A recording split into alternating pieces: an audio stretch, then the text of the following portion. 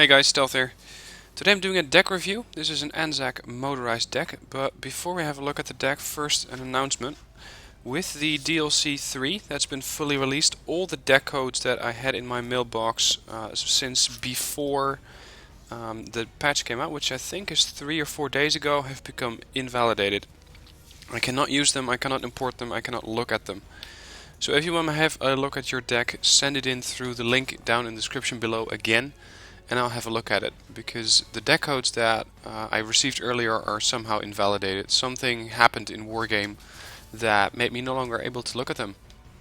Anyway, we're now looking at a deck that was sent in by Kommando. It's an ANZAC Motorized deck, and he wants to use this as an aggressor deck in 10v10 battles. A motorized deck is something that you use to transport a lot of infantry or to open up a site where there is not a lot of opposition. It does use a lot of infantry, and 10v10 battles like Asgard, I only see this deck operating in the middle, because it has a lot of infantry, and the infantry can make good use of the openings and the buildings in the middle of the map. But otherwise I wouldn't really use it in a map like Asgard, because I don't think that a motorized deck has a lot of options there. Other 10v10 maps like Straight to the Point might work, but again you're pretty restricted there. So a motorized deck in a 10v10 can work, but you gotta really know what you're doing and how to use these units best, because you have, well, pretty much no armor to speak of. You have a couple of Leopard AS1s and Leopard AS1 pluses over here, but that's about all you get. So let's have a look. He went with one command infantry group. He gets 4 of those. They are brought in by the ASLAF PC. Another option is the Unimog, but I think that for a unit costing 100 points, the ASLAV, which has some armor, is definitely the better option. Then he has 10 Chinooks. This is a pretty good option, depending a bit on the type of map that you're working on. But infantry, like a motorized, or infantry from a motorized deck like this one, usually requires a supply truck as well. I'm going to delete one Chinook, and I'm going to add in one Menkadi 6x6. Because a Chinook, if it's going to land near a town or inside a town, it has a very high chance of getting shot down. The Menkadi, not so much. You can use the streets, you can use the building blocks as cover, and I think that this would be a better addition. You can use the Chinook to resupply these Menkadis. Keep in mind though, you don't have a lot of supplies in this deck. A fob would be ideal to have, because I've played with this deck a couple days ago. Not this deck in specific, but I created a motorized deck from the ANZAC to see if it works, and I noticed that it takes up a lot of supply. So if you can free up 2 more points over here, get a fob, because you will be needing it. The ASLAF PC command vehicle is one of the few options that he has. He has the ASLAF C or the Rover CP. Go for the ASLAF, it has at least some armor, very quick unit, it even has medium optics, so pretty much a no-brainer. 40 points, or 30 points even, gets you a lot of armor. Infantry-wise, this is where this deck gets its strength from. We got 21 diggers in ASLAF PCs, so this is the troop transport, and the diggers are the 90s version. I'm not entirely sure about why the picture for the diggers is different.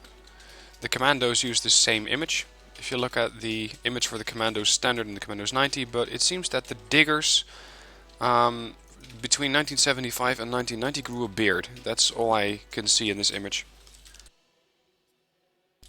Anyway, the diggers themselves are pretty solid units. They have a decent anti-tank weapon, although it's not great. It's only 40% accurate, 16 armor penetration, and the range on it is very low, only 525. If you want to have something that has a bit more punch, we're going to go look at the SASR, the Commandos 90, and the MROS later. It does have the Mini-Me, which is a great anti-infantry weapon. This machine gun is going to have a lot of output. It's outputting 430 rounds a minute, and with the large amount of supplies that they take, 2000 points or 2000 rounds of ammunition, you can keep this thing firing almost all the time, and I've never had to refuel these. They also carry the F88 Ostire.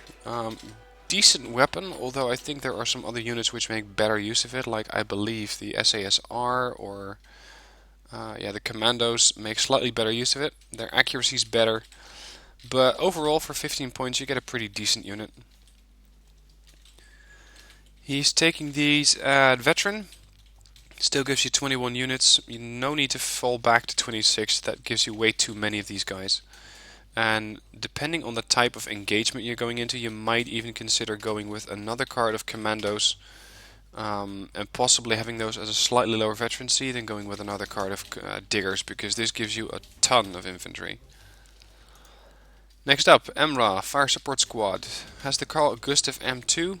This is a better range, 700, a way better accuracy if you compare it to the Digger's 40%. The armor penetration on the M72A4 is 16, this one's 18, and it does have HE damage. So it will also damage infantry that's inside a building or outside a building, of course. They're only 5-man squads, keep them safe. They are not meant for direct contact with another infantry squad. They will usually not win that.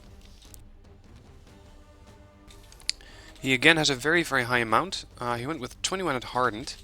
What I would do here is kick these out and take 16 at veteran, because that still gives you plenty of these guys. And you slightly gain, or you gain a slight increase in accuracy here. He's transporting them in the Stolly, and that is the only transport that he has for these units. So nothing to change there. Then he's going with 10, make that 20 RBS 70s, which is an extremely high amount. Another option would be the Red Eye, but the Red Eyes have terrible accuracy. These things at least have 45. But you don't, or at least I don't ever use 20 anti-air infantry. So what I'm going to do here is delete both of these and take them both at veteran to get that little bit of extra accuracy. Make sure they have a better chance to hit helicopters and airplanes. Their HE damage is a little on the low end for an AA weapon. With this you're going to have to shoot at least 2 missiles at an enemy helicopter, and depending on whether the helicopter is armored you might even need to shoot more. So keep in mind that you will need supplies for these guys, and with the supplies that we have currently, which is only a Chinook and a Mankadi, I don't think we're going to cut it.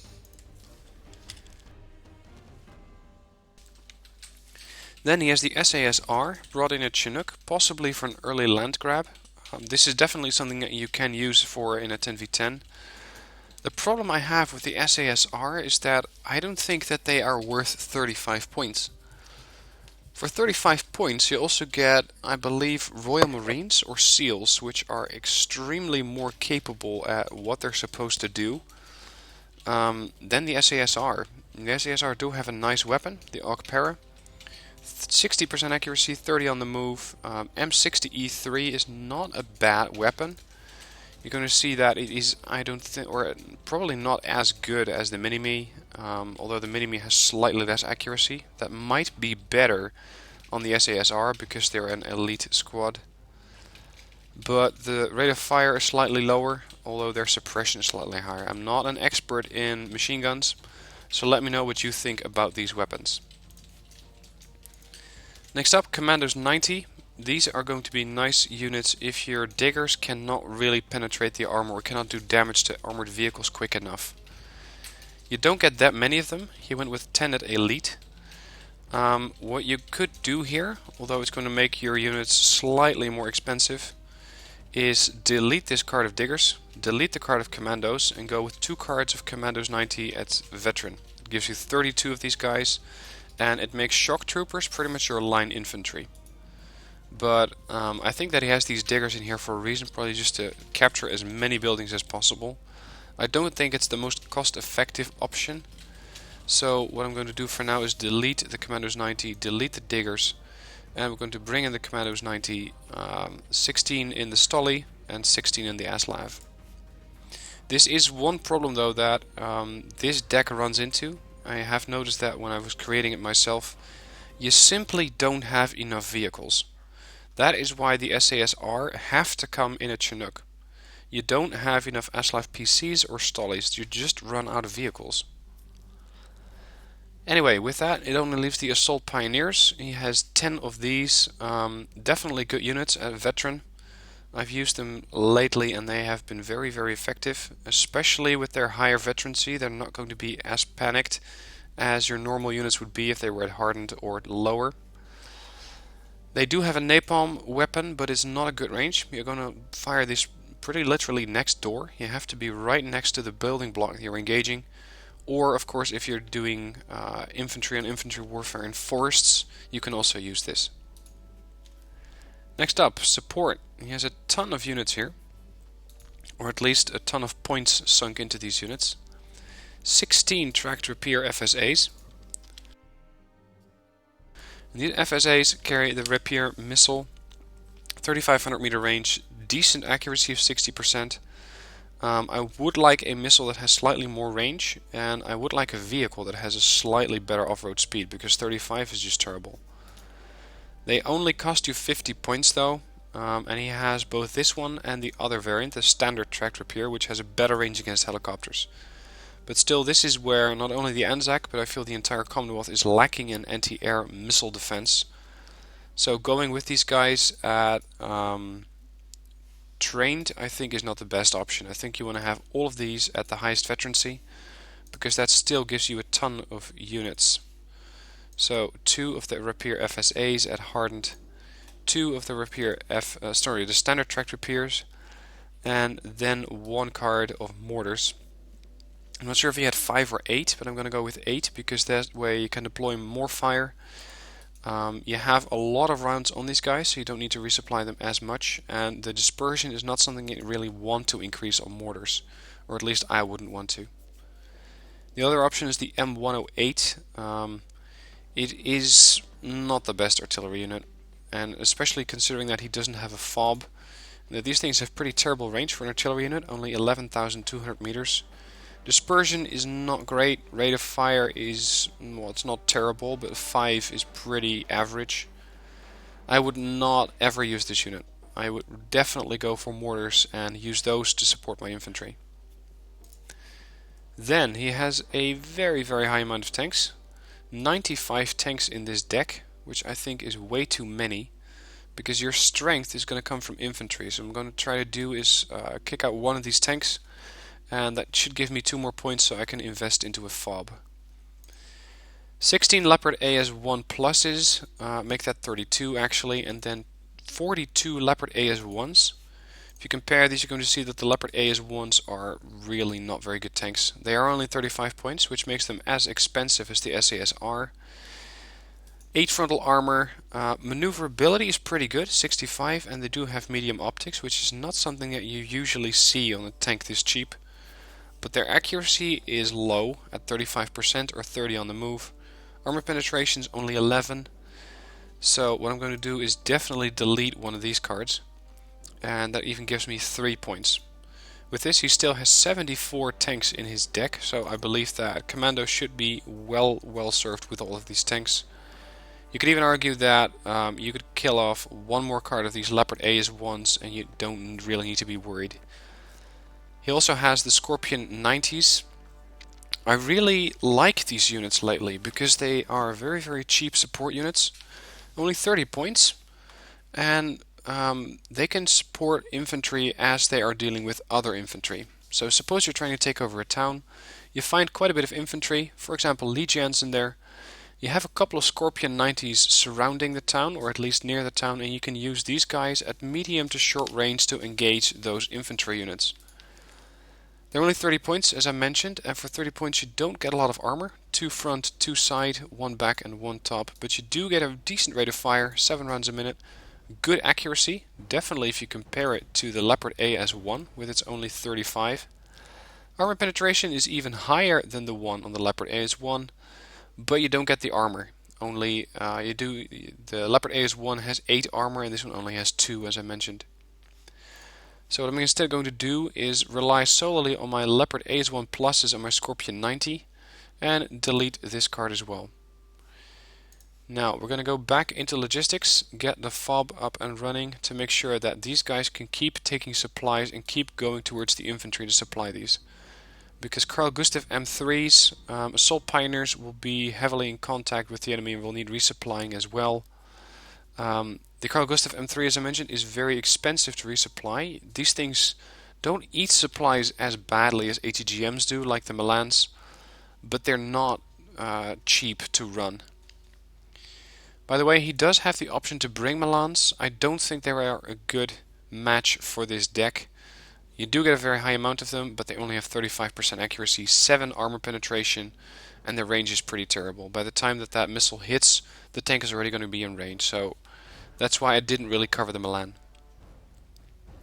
Anyway, with these 4 sections done, we're going to move into Reconnaissance, and this is also where you have quite a few nice units. And I believe that he's not using a lot of them. One thing he's definitely missing in this deck is a Reconnaissance chopper. It's something that I always bring, and I always bring it because it's a fast recon unit. The moment you need eyes on something or you're looking for special forces which are operating behind or close to your lines, you want to have a Reconnaissance chopper. Because other units will just take too long and they might not even be able to catch the enemy. The options we have here is the the AS350 and the Bell 206. In this case I'm going to go for the AS350.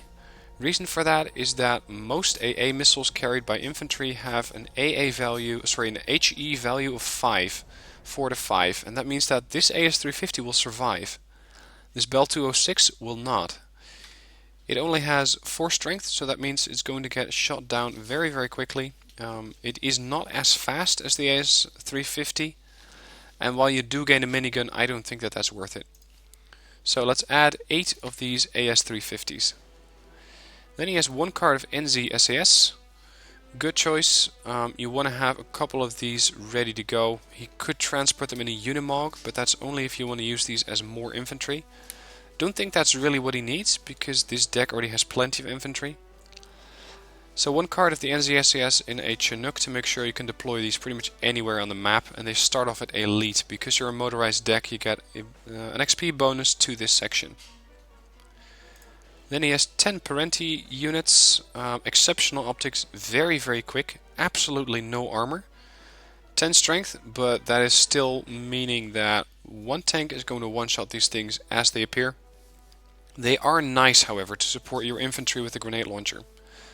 The Mark 19 has a good range, 1225, and again, if you can combine a Parenti with, say, 2 Scorpions and a bunch of infantry, you can pretty reliably clear out a town with the grenade launcher from the Parenti, the 90mm from the Scorpion 90, and with that combined you have a decent chance of rooting out the enemy.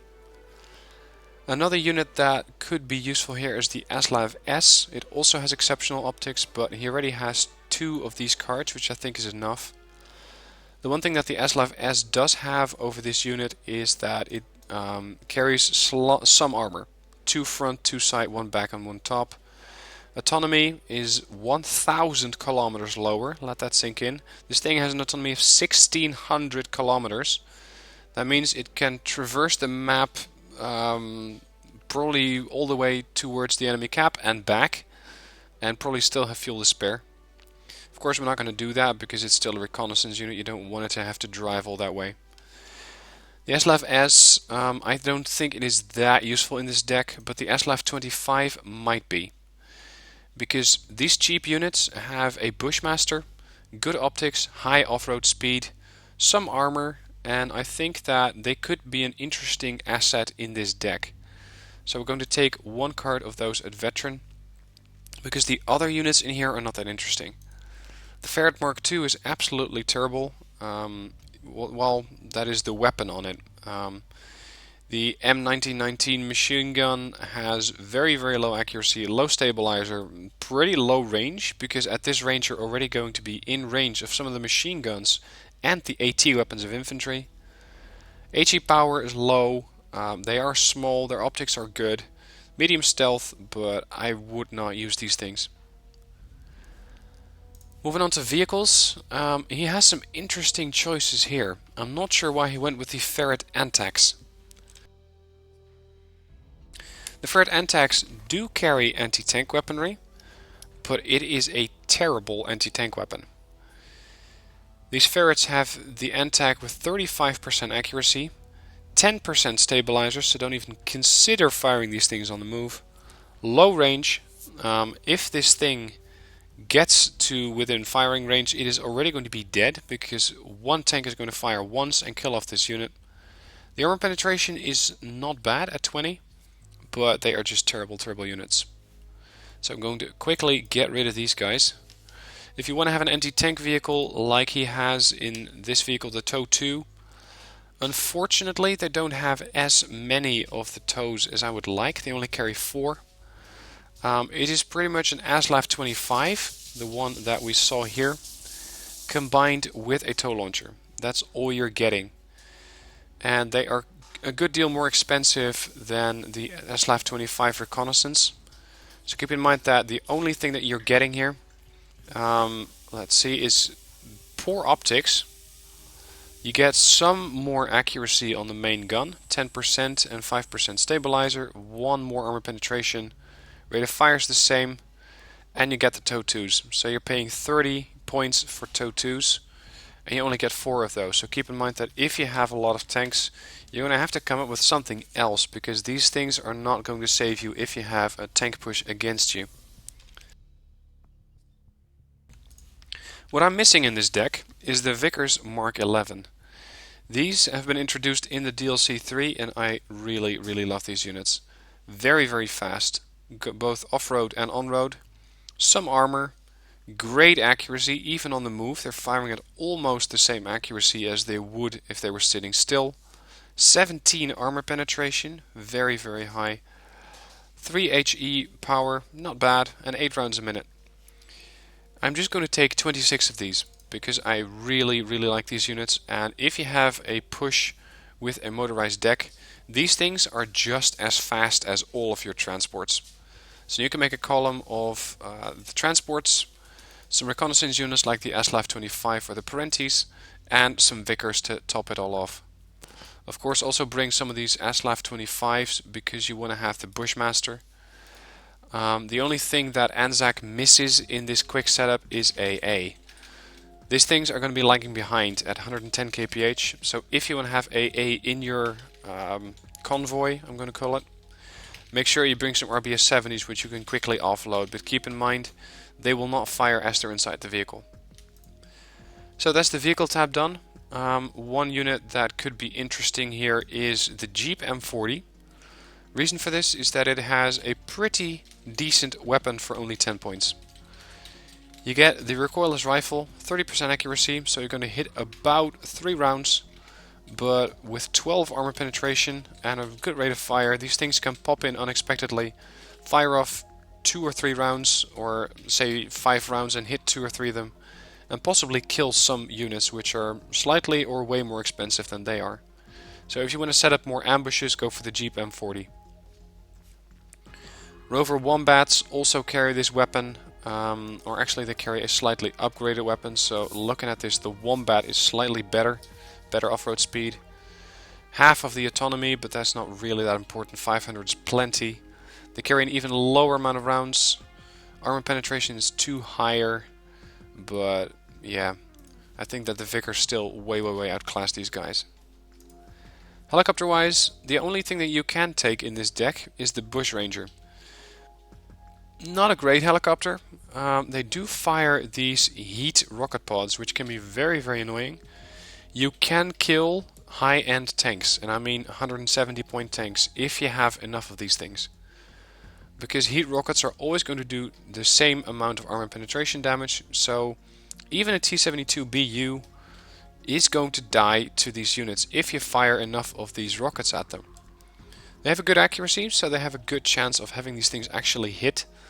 And if you have some of these in an early push, and this is something that I learned from Bolt Sauce, if you have some of these guys, you can make sure that with these they can quickly destroy some vehicles, destroy the initial rush of the enemy, if it's infantry or vehicles or AA.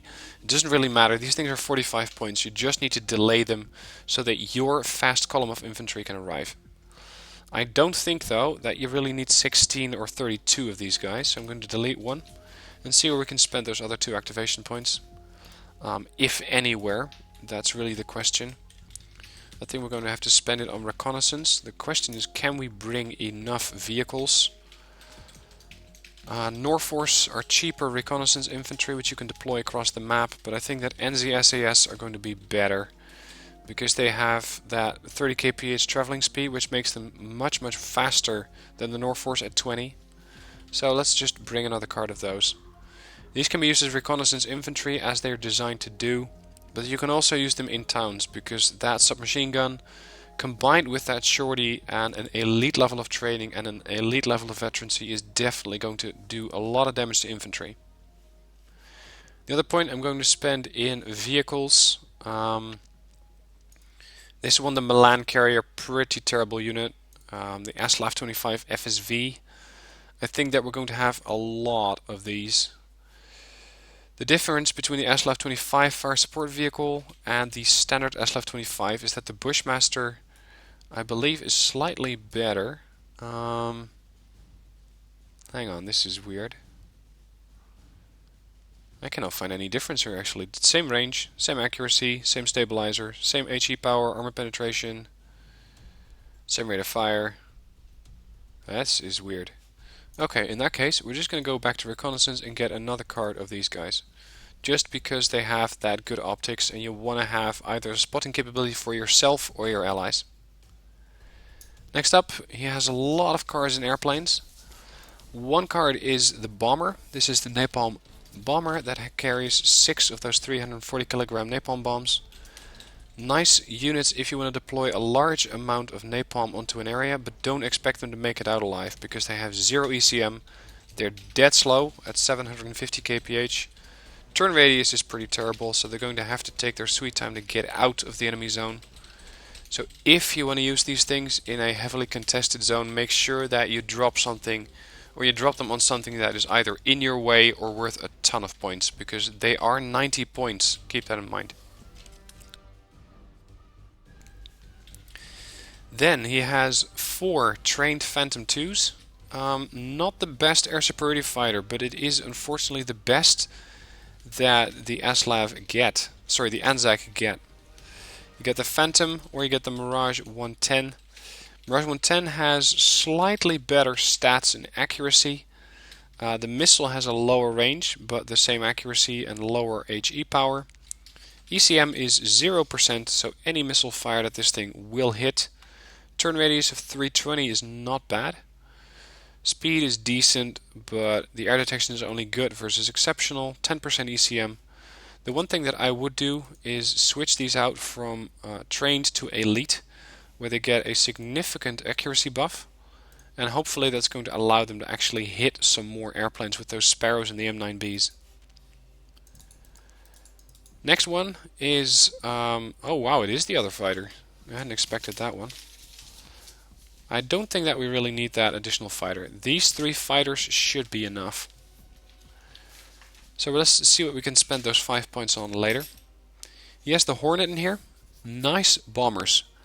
They have a good chance of survival at 30% ECM.